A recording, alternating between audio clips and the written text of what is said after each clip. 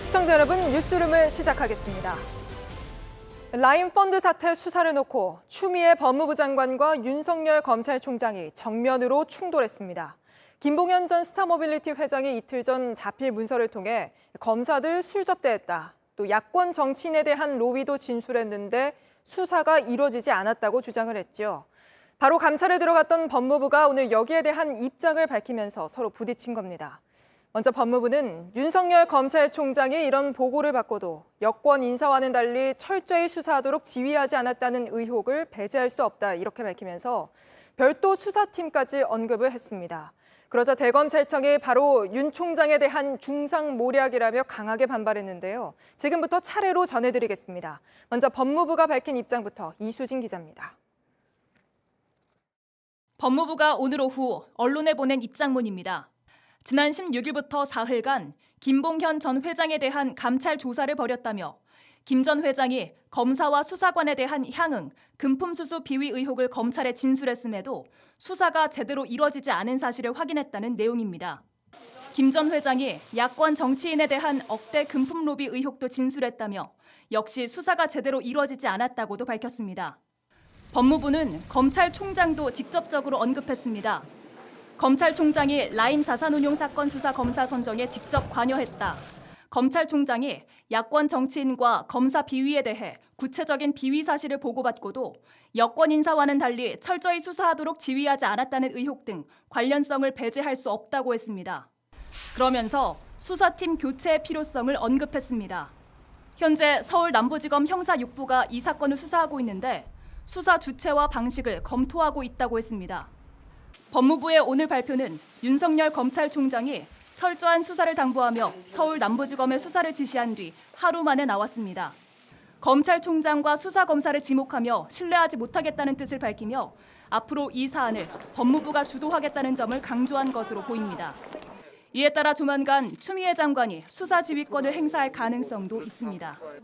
JTBC 이수진입니다. 법무부가 이런 입장을 내자 대검찰청은 즉각 강하게 반박했습니다. 윤석열 검찰총장에 대한 중상모략이라는 표현까지 쓰며 법무부의 주장이 사실이 아니라고 했는데요. 대검찰청의 입장은 최윤경 기자가 이어서 보도합니다. 대검찰청은 법무부의 의혹 제기가 윤석열 검찰총장에 대한 중상모략이라며 납득하기 어렵다고 밝혔습니다. 윤 총장이 라임 사건을 철저히 수사하라고 여러 차례 지시해왔다는 겁니다. 대검은 야권 정치인 관련 의혹을 제대로 수사하지 않았다는 지적에 대해선 이미 철저한 수사를 지시했고 지금도 수사 중인 사안이라고 했습니다. 검사와 수사관의 비위를 수사하지 않은 것에 대해선 16일 언론 보도를 통해 사건을 알게 됐고 즉시 철저한 수사를 지시했다고 반박했습니다. 김봉현 전 스타모빌리티 회장의 자필 문서가 공개되기 전엔 이런 의혹을 보고받은 적이 없다는 설명입니다. 윤 총장이 라임 사건의 수사검사 선정에 직접 관여했다는 주장에 대해서도 총장이 일방적으로 결정할 수 없다고 했습니다. 대검은 수사검사는 남부지검이 결정했고 파견검사는 법무부와 대검, 남부지검이 협의해 결정했다고 설명했습니다. JTBC 최윤경입니다. 오늘 법무부와 대검찰청이 각자의 입장을 밝히기 전에 이런 일도 있었습니다. 법무부와 서울 남부지검이 각자 비슷한 시간에 서로 김봉현 전 회장을 조사하려 했던 것으로 저희 취재 결과 확인됐습니다. 결국 김 전 회장은 검찰이 아닌 법무부 감찰 조사에만 나갔는데요. 자세한 내용은 오효정 기자가 취재했습니다. 김봉현 전 회장이 제기한 비리 의혹에 대한 확인 작업은 두 갈래로 진행 중입니다. 법무부가 감찰 조사를, 서울 남부지검이 수사를 맡고 있습니다. 법무부는 지난 금요일부터 오늘까지 사흘간 감찰을 이어갔습니다. 김 전 회장의 구치소를 사흘 연속 찾아 제기한 의혹의 신빙성 여부를 확인했습니다. 접대 대상으로 지목한 검사 중 2명의 소속과 이름도 특정했습니다. 검사장 출신의 야당 유력 정치인이 누군지도 물었습니다. 그런데 서울 남부지검이 오늘 김 전 회장에게 소환을 통보했습니다. 나오라는 시간은 법무부의 감찰 조사가 시작되기 불과 1시간 전입니다. 두 일정이 겹치자 김 전 회장은 법무부 감찰 조사에만 나갔습니다. 결국 남부지검은 내일 오후 2시 김 전 회장을 소환하기로 했습니다. 이에 대해 김 전 회장 측은 이미 수사팀에 여러 차례 비리 의혹을 다 설명했다며 기존 수사팀이 수사한다면 진술을 거부하겠다는 입장을 밝혔습니다. JTBC 오효정입니다. 네, 좀 따져볼 게 많아서 법조팀 박진규 기자와 좀 이야기 나눠보겠습니다. 자, 박 기자. 네. 먼저 이렇게 법무부와 대검찰청이 서로 부딪히는 그 배경을 뭐라고 봐야 합니까? 네. 김봉현 전 회장 조사의 주도권 때문이다 이렇게도 볼 수가 있을 것 같습니다. 네. 김 전 회장의 자필 문서가 공개된 뒤에 그제 추미애 장관이 감찰 지시를 내렸습니다. 그리고 하루 지나서 어제 윤석열 총장이 수사 지시를 내렸습니다. 김봉현 전 회장 한 명을 놓고 서로 자신들이 조사하겠다 이런 겁니다. 네, 그리고 오늘 법무부와 대검찰청 입장을 좀 각자 보면요. 예. 법무부는 뭐 검사 비위, 또 야권 정치인 비리 수사 이런 보고를 윤석열 검찰총장이 받고도 제대로 수사 지휘를 하지 않았다. 이렇게 주장하고 있잖아요. 근데 대검찰청은 전혀 또 사실이 아니다. 이런 입장이라 따져보면 누구 주장이 맞는 겁니까? 아직 분명하지 않은 면이 많습니다. 네. 오늘 입장문으로만 놓고 보면 법무부의 현재 근거는 김봉현 전 회장을 감찰 조사한 결과입니다. 이 진술에 근거가 있는지는 더 조사가 필요합니다. 오늘 충돌의 핵심은 윤석열 검찰총장이 검사와 야당 정치인 비위 의혹을 어떻게 보고받았는지 그리고 수사 지휘를 그럼 어떻게 했는지가 될 텐데요.